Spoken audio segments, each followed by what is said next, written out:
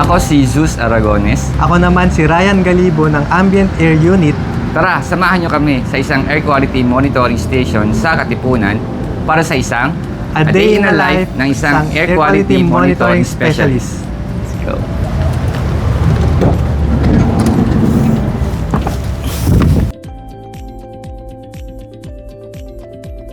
Ito ang ating continuous ambient air monitoring station.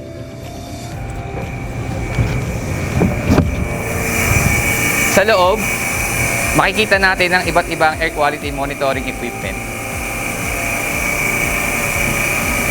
Meron tayong bomb particulate monitor for PM2.5. Meron din tayong bomb particulate monitor for PM10 at meron din tayong mga gas analyzers gaya ng pagsukat ng SO2, NO2 at NOx. So dito naman sa monitor, makikita natin yung mga data na galing sa analyzer na pumupunta sa ating data logger, papunta sa ating website. So, chinecheck namin dito kung ang mga data ay pumapasok at kung siya ay nagbabato o naka-online.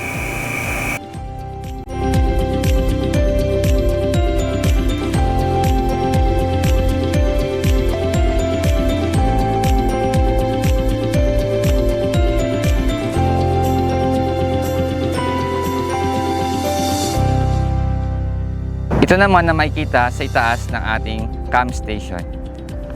Dito, ang ating PM2.5 inlet.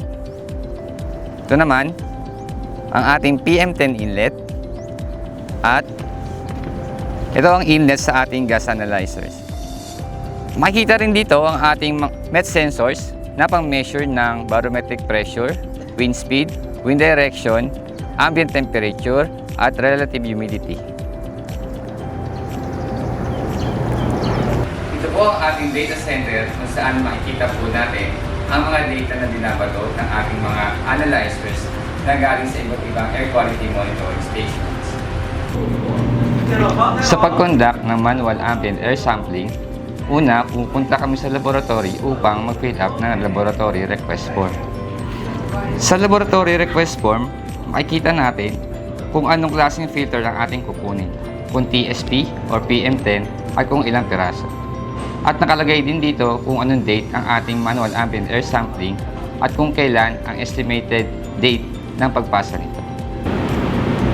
Sa pagkuha naman ng request filter ay kailangan muli natin pumunta sa laboratory upang i-receive ang mga filter na gagamitin natin sa manual ambient air sampling.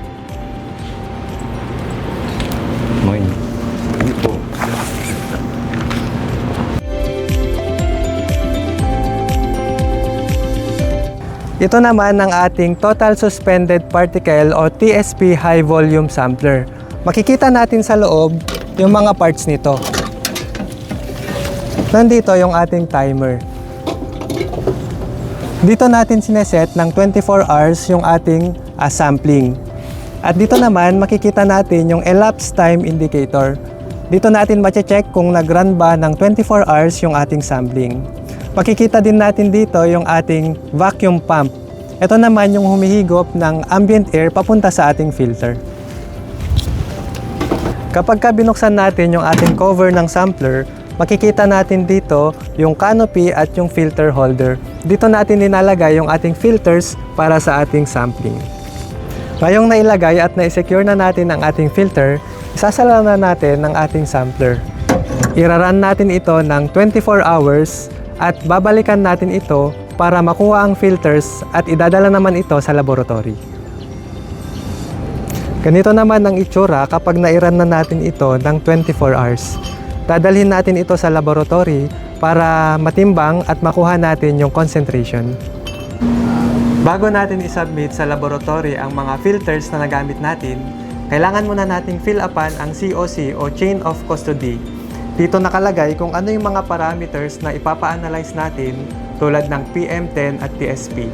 Kasama din sa isasubmit natin ang FDS na na-fill upan na natin on-site.